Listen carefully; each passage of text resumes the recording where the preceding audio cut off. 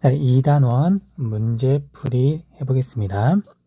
자, 대표 기출 확인하기인데 1단원에서 이야기했던 것처럼 대표 기출 확인하기예요. 확인하기. 문제 풀기 아니에요.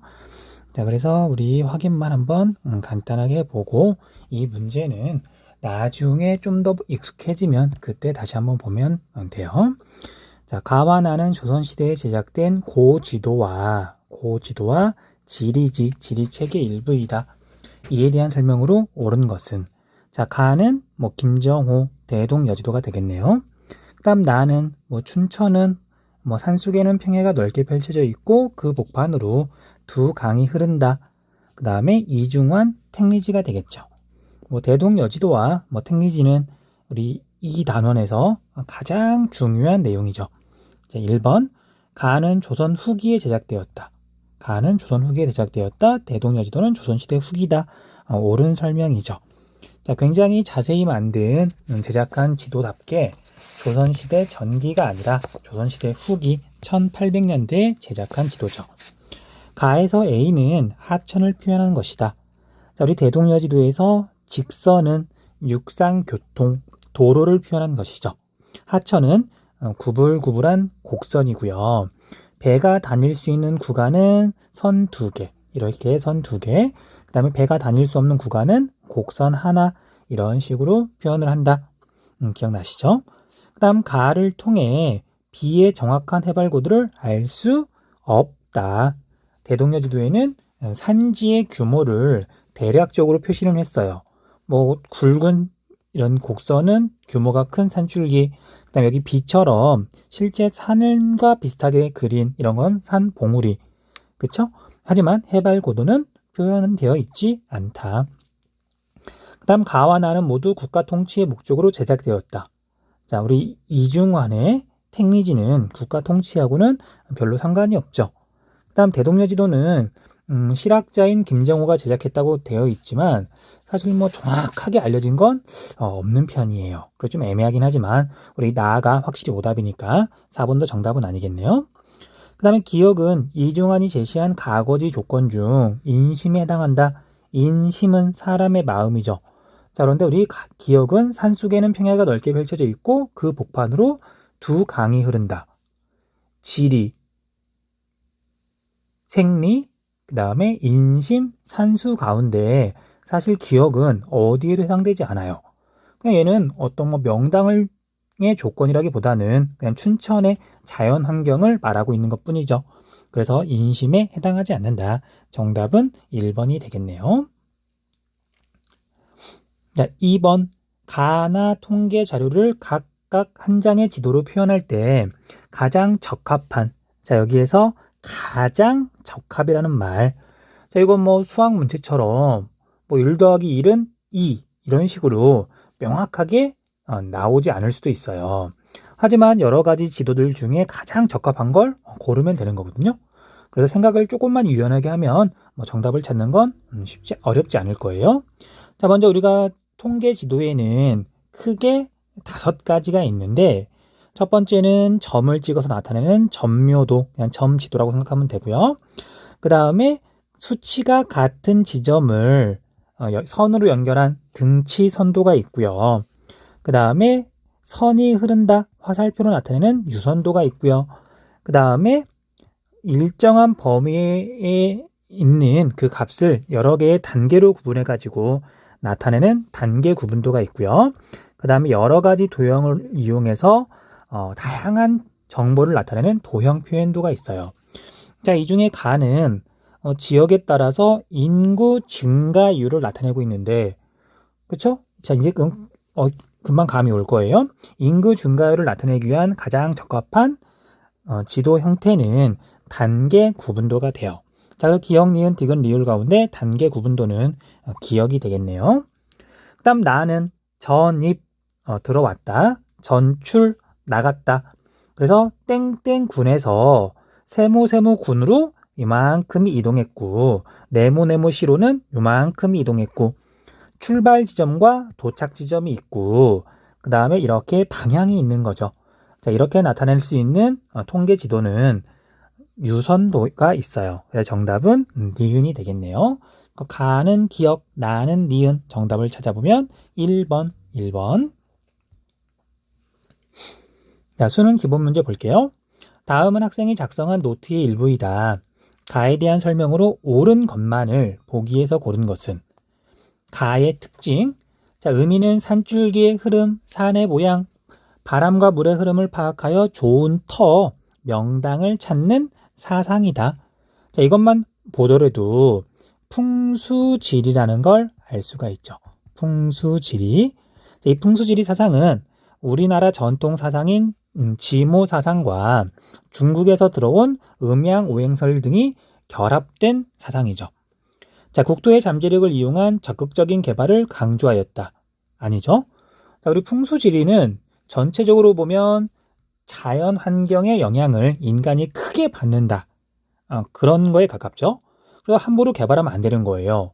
자, 기가 흐르는 산줄기가 있는데 거기를 뭐 끊어버린다? 뭐 어떤 개발 공사를 해서 또는 뭐 도로를 만들어서 말도 안 되는 거죠.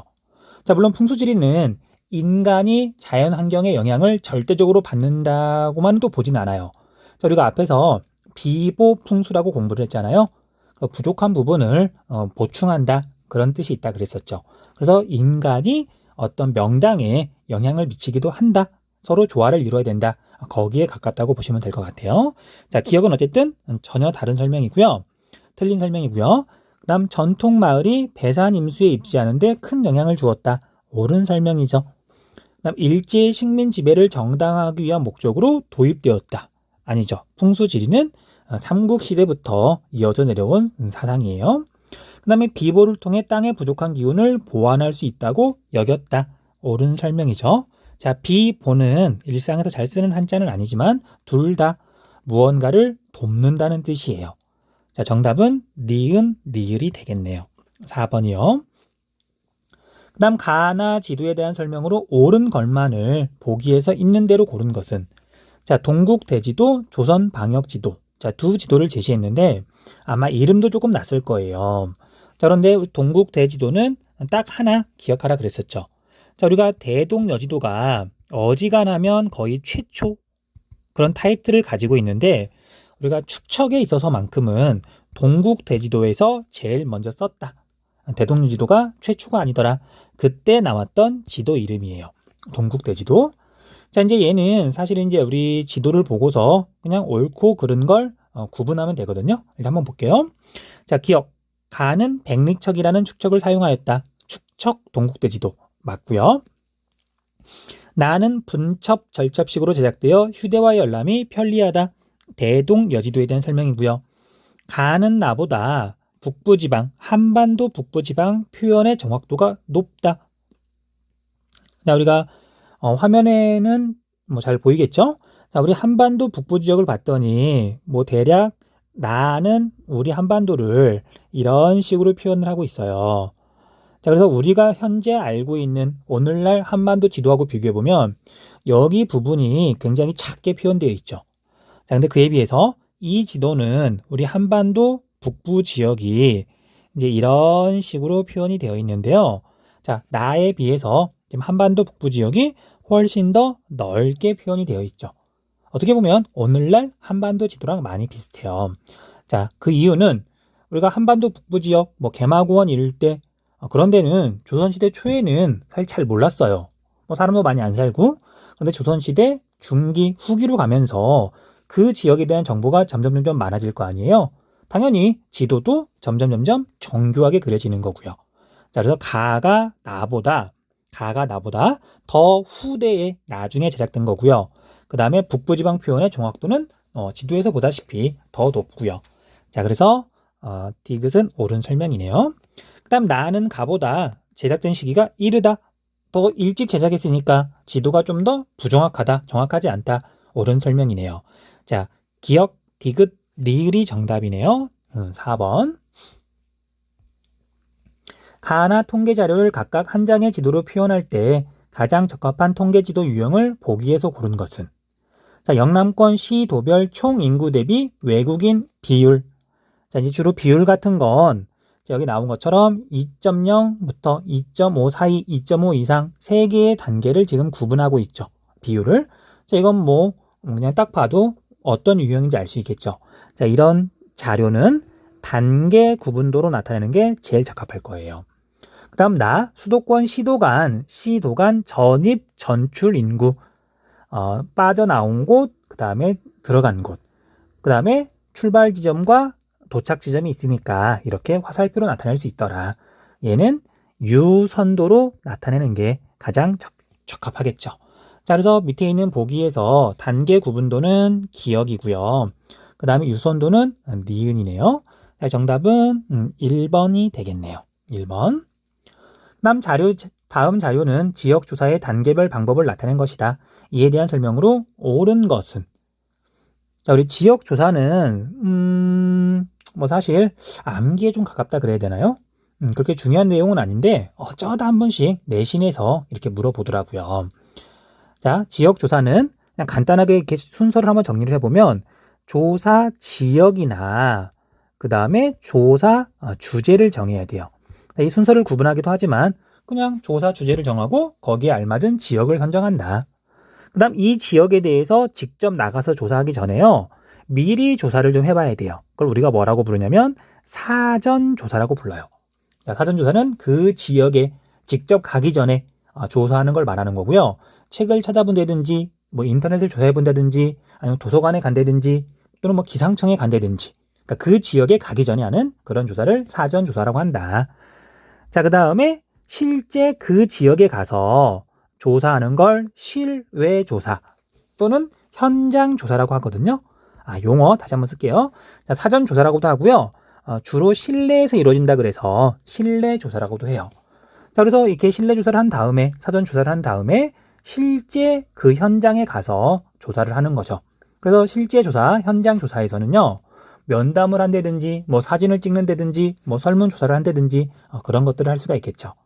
그 다음에 이렇게 해서 질의 자료를 모으면 이걸 정리하고 뭐 그래프로 그리고 그 다음에 뭐 보고서 같은 걸 작성하고 이게 마지막에 이루어지는 단계가 되겠죠. 자, 뭐 이렇게 흐름을 잡으면 답을 찾는 건 되게 쉬울 거예요. 자료를 표, 그래프 등으로 정리하고 산업단지 입지 후에 통근 인구 이동 지도를 넣어 보고서를 작성한다. 자, 그래서 얘는 자료를 정리하는 단계가 되겠고요. 물론 보고서 작성도 해당하고요. 그 다음에 기억은 통근 인구 이동이니까 유선도에 가깝겠네요. 유선도. 그 다음 인터넷을 이용하여 땡땡구의 산업단지가 입지하기 전과 입지한 후에 상주 인구, 주간 인구, 통근 인구를 조사한다. 인터넷을 이용하여 땡땡구를 조사하는 거니까요. 얘는 실내조사 또는 사전조사가 되겠네요. 그 다음 지역조사의 주제를 땡땡구의 산업단지가 입지한 이후에 통근 인구 변화로 정한다. 조사 주제, 그 다음 지역을 정한 거니까요. 얘는 그냥 주제라고만 적을게요. 지역조사에서 가장 먼저 해야 되는 일이네요. 그 다음 땡땡구를 방문하여 산업단지에 입주한 기업체의 종사자를 대상으로 거주지, 통근거리, 통근에 소요되는 시간 등에 대해 설문조사를 한다. 설문조사. 거기에 직접 방문하여 자, 얘는 실외 조사가 될 거고요. 현장 조사라고 해도 괜찮아요. 자, 답을 한번 찾아볼게요. 기억을 통계 지도로 표현할 때는 전묘도가 아니라 유선도가 가장 적절하다. 2번, 니은은 지리정보의 유형 중 속성 정보에 해당한다. 상주 인구, 주간 인구, 통근 인구. 자, 우리가 지리 정보에는 공간 정보, 속성 정보, 관계 정보가 있는데 니은은 속성 정보 맞죠? 그 다음 디귿. 디귿은 주로 인공위성을 이용한 원격 탐사로 파악한다. 원격 탐사로 파악할 수가 없죠. 얘는 현장조사로 파악할 수가 있어요. 지역조사. 그 다음 지리정보의 수집 단계 중 라는 야외조사, 라는 실내조사에 해당한다. 설명이 반대로 되어 있죠. 자, 지역조사는 다가 제일 먼저고요. 그 다음에 실내조사를 해야 되니까 나가 나올 것이고요. 자, 그 다음에 야외조사를 해야 되니까 라가 될 거고요. 그 다음에 정리하는 게 제일 마지막이 되겠죠. 자, 순서는 다나 라 가가 되겠네요. 자, 정답은 2번. 자, 1번 문제. 가다 지도에 대한 설명으로 옳은 것은 자, 우리 가는 천화도네요. 조선시대 중기 이후에 민간에서 산해경이라고 하는 도교의 세계관이 담겨있는 책을 읽고서 제작한 세계지도죠. 그리고 지도의 중심부에는 이렇게 네모난 형태로 실제 당시 조선 백성들이 알고 있던 중국과 조선과 일본이 표현되어 있고요. 그 다음에 그 바깥 지역은 전부 다 상상의 세계다. 그 다음에 나는 지구 전후도예요. 지구 전후도. 자, 지구는 입체 구죠. 그 구를 앞에서 보고 뒤에서 보고, 그래서 첫 번째 지도, 두 번째 지도 이렇게 구성이 되어 있어요. 자, 여기를 자세히 보면은 여기에 이렇게 아프리카가 있고요. 아라비아 반도도 있고 인도도 있고 동남아시아도 있고 조선도 있고 이렇게 해서 유럽으로 넘어가고요. 그 다음에 여기에 오세아니아도 표현이 되어 있고요. 그 다음에 여기에 이렇게 아메리카도 표현이 되어 있네요. 그쵸? 그래서 세계 지도인데, 자, 여기에 보면 수많은 경선과 이선이 있는 걸로 또 보이고요. 어쨌든 지구가 구라는 걸 알고서 당시에 들어온 서양의 지도 지식을 바탕으로 제작한 거거든요. 자, 지구 전후도의 가장 큰 의의는 중국이 세상의 중심인 줄 알았는데 우리가 원반 또는 이렇게 평면에서는 이렇게 원반 또는 이렇게 그냥 평면 네모난 판이 있다고 한번 생각해 볼게요. 자, 여기에는 이렇게 선을 그어보면 중심이 있죠. 그래서 지구가 평평하다고 생각했을 때는, 세상이 평평하다고 생각했을 때는 이 중심에 중국이 있다라고 생각을 했던 거예요. 중국, 중화 사상이죠. 하지만 이렇게 입체인 구에서는 표면에 중심이라는 게 없죠. 그냥 다 똑같잖아요. 그래서 중국 중심의 세계관, 중화 사상을 극복하는데 큰 계기가 되었다. 지구 전후도 기억 좀 해두세요. 그 다음 다는 혼일강리 역대 국도 지도인데 1402년이죠. 연도가 아마 맞을 거예요. 1392년이 조선을 건국하자마자 이제 제작한 지도가 되겠죠. 자, 이제 여기는 가운데에 커다랗게 이렇게 중국이 있고요. 그 옆에 조선이 있고 일본이 있고, 그다음에 여기 가장 왼쪽에 있는 이 대륙은 아프리카고요. 아프리카 위에 지중해도 있고요. 그 위에 유럽도 있고요. 여기 아라비아 반도도 있고. 근데 우리가 C는 어쨌든 아프리카다. 자, 그다음에 여기에는 아메리카 또는 신대륙은 표현되어 있지 않다. 이것도 자주 물어본다 그랬었어요. 자, 답을 찾아볼게요. 자, 1번 가는 국가주도로 제작되었다. 민간에서 주로 제작하였다. 나는 다보다 중화 사상의 영향을 많이 받았다. 잘못된 설명이고요. 다는 가보다 제작 시기가 늦다. 자, 다는 조선시대 초기, 가는 조선시대 중기 이후. 설명이 거꾸로 되어 있네요. A는 도교적 세계관이 반영된 상상의 국가이다. 자, 우리가 천화도에서 천기라고 왜 적어놨을까요? 얘는 천화도. 자, 그래서 A는 천화도의 가운데 부분은 중국이에요. 중국. 도교적 세계관이 반영된 상상의 국가가 아니라 중국 중화상이 반영되어 있으니까요. 자, 정답은 5번이 되겠네요. 5번이 되겠네요. B는 아메리카, C는 아프리카에 해당한다. 자, 다음은 대동여지도의 일부이다. 이에 대한 분석으로 옳은 것은 자, 우리가 대동여지도의 위치를 봤더니 서울에서 살짝 서쪽 지역이 되겠네요. 아마 지금 여기 지도에 보이는 얘는 한강 물줄기가 될 거고요. 이쪽은 이렇게 뭐 성곽이라 그래야 되나요? 성곽 표시가 되어 있죠. 성곽 표시가 되어 있고, 그 다음에 진보가 여러 개가 이렇게 있는 걸로 봐서 얘는 아마 강화도일 것 같아요. 자, 지우고 다시 한번 하도록 할게요. 자, 그래서 답을 한번 찾아볼게요. A에서 배만을 이용하여 바다까지 갈 수 있다. 자, 우리가 A가 여기인데요. A에서 하천은 여기 바로 옆에 흐르고 있네요. 하지만 하천이 한 줄로 되어 있으니까 배가 다닐 수 없다. 1번은 잘못된 설명이고요. 그 다음에 A의 남쪽 직선거리 10리 이내에는 통신시설이 있다. 자, 여기서 통신시설은 여기 봉수죠. 이 지도에서.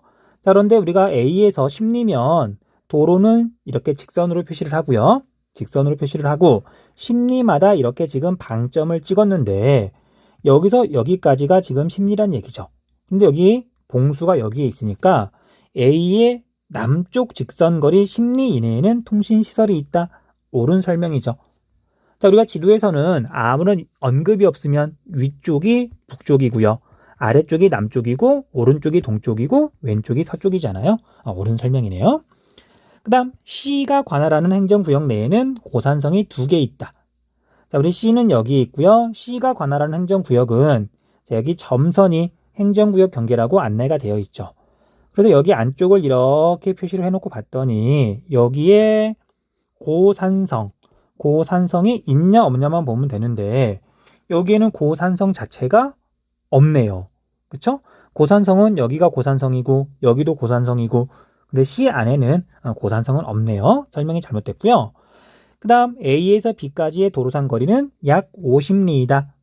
자, A에서 B까지 봤더니 하나, 둘, 셋, 약 4개. 방점이 4개쯤 있는 걸로 봐서 50리는 안 되고요. 약 40리이다. 잘못된 설명이네요. 자, C에서 B까지 도로를 통해 최단 거리로 이동하려면 하천을 2번만 건너면 된다. 자, C에서 B까지 이렇게 최단 거리로 가려면 하천을 2번만 건너면 된다. 자, 잠시만요. C에서 B까지 도로를 통해 그러면 도로를 통하니까 이렇게 가야 되겠네요. 그 다음에 이렇게 가야 되고요. 이렇게 가야 되는데 좀 지저분하니까 지울게요. 자, 여기 지우고 다시 자, C에서 B까지 도로로 간다. 그럼 이렇게 직선으로 가는 게 아니라 여기에 있는 도로를 이용해서 가야 되는 거잖아요. 자, 그래서 이렇게 가고요. 그 다음에 이렇게 가고요. 그 다음 이렇게 가야 되잖아요. 그럼 이렇게 가는 동안에 하천은 몇 번을 건너냐면요. 여기 한 번, 그다음에 여기 큰 하천 2번, 그다음에 여기에 다시 조그마한 하천 1번, 3번을 지나가야 되네요. 문제가 그렇게 깔끔하진 못하네요. 이렇게까지 굳이 뭐 문제를 낼 필요가 있나? 자, 아무튼 뭐 그렇다고 어려운 문제는 아니니까요. 이렇게 꼼꼼하게 보시면 어렵지 않게 정답을 찾을 수 있을 거예요. 정답은 2번이 되겠네요. 3번 가나는 조선시대에 편찬된 지리지의 일부이다. 이에 대한 설명으로 옳은 것은 가나는 각각 신증, 동국, 여지, 승남, 택리지 중 하나임.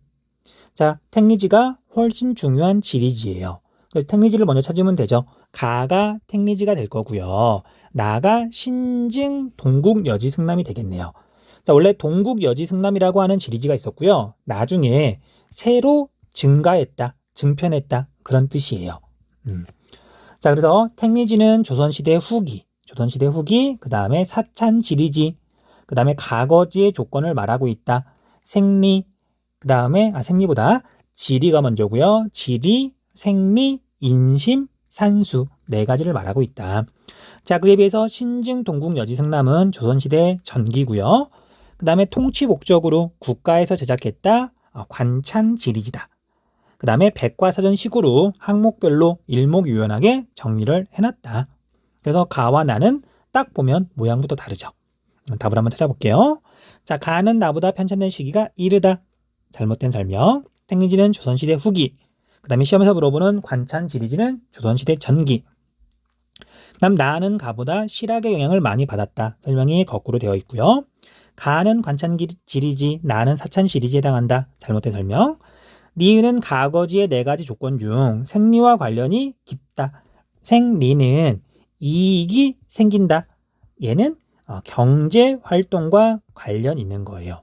자, 그래서 땅이 비옥해서 다른 지역보다 농사가 잘 된다. 사람의 살기 좋은 거죠. 옳은 설명이네요. 그 다음 기역과 디귿은 모두 충청 지방에 위치한다. 자, 가는 공주 서남 쪽은 그러니까 뭐 백마강에 있고 이 고을은 백제의 옛 도읍지이다. 백제의 옛 도읍지 부여가 되겠네요. 자, 물론 이걸 모른다 하더라도 디귿을 보면 또 쉽게 알 수가 있어요. 자, 동쪽은 양주 경계까지 10리. 우리 양주는 어딘지 잘 모르겠죠? 그 다음에 남쪽은 과천. 과천 들어본 거 있죠? 서울 바로 아래쪽에 보면 과천 있잖아요. 과천 경마장, 과천 서울대공원. 그 다음에 서쪽은 고양군, 오늘날 고양시가 있고요. 이렇게 해서 원래 고구려의 북한상군에 이었는데 그 다음에 우리 태조 3년에 여기에 도읍을 정하고, 자, 우리가 조선시대 전기에 이렇게 관찬, 국가에서 편찬한 지리지인데 우리 태조 3년에 여기에 도읍을 정했다. 여기는 당시에는 뭐 한성이긴 한데 뭐 한양, 그냥 오늘날 서울에 해당하겠죠. 그래서 서울은 충청지방이 아니라 중부지방, 기호지방에 있는 거죠. 정답은 4번이 되겠네요. 자, 4번. 자, 다음 조건을 고려하여 호텔 신축 부지를 선정하고자 할 때 가장 적합한 곳을 후보지 A2에서 고른 것은? 후보지의 평가 항목별 점수는 다음과 같음. 평가 항목별 점수의 합 산정 시 도로와 접한, 자, 여기에 도로가 표시가 되어 있죠.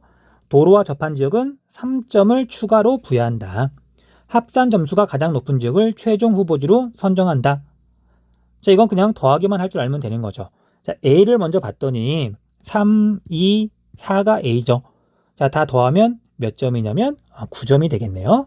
도로에서는 멀리 떨어져 있으니까 뭐 이렇게 추가 부여 점수는 없고요. 자, B는 2, 4, 3이니까 여기도 역시 총점이 9점이 되겠네요. 자, C는 1, 2, 3, 6점인데 도로랑 이렇게 붙어 있으니까 9점이 될 거고요. D는 2, 3, 1, 얘도 6점이지만 도로랑 이렇게 접해 있으니까 9점이 될 거예요. 그 다음 E는 4, 1, 2. 점수를 따지면 7점인데 도로 옆에 있으니까 3점을 추가로 더하면 10점이 될 거고요. 그래서 호텔 신축 부지로는 2가 제일 적합하겠네요. 자, 여기까지 해서 2단원 문제풀이는 다 끝났습니다. 이제 우리 3단원은 우리가 한국지리에서는 조금 학생들이 어려워하는 부분인데 우리 수업 시간에도 여러 번 말을 하겠지만 우리가 하고 있는 건 문과 학생들, 뭐 문이과 구분은 없지만 인문계 학생들이 공부하는 한국지리죠. 그래서 혹시라도 과학 시간에 들어봤던 용어들이 나온다 하더라도 그거 겁먹을 필요가 전혀 없어요. 그냥 영어 단어 한 20개, 30개 정도 외우는 정도의 노력만 기울이면 여기 부분을 정말 아무렇지도 않게 거뜬하도 공부할 수가 있는데 학생들이 겁을 먹으면 일단 좀 어려워하더라고요. 겁만 안 먹으면 돼요. 겁먹을 이유도 없고. 자, 어쨌든 우리 2단원까지 공부하느라고 수고 많았고요. 다음 시간에 볼게요.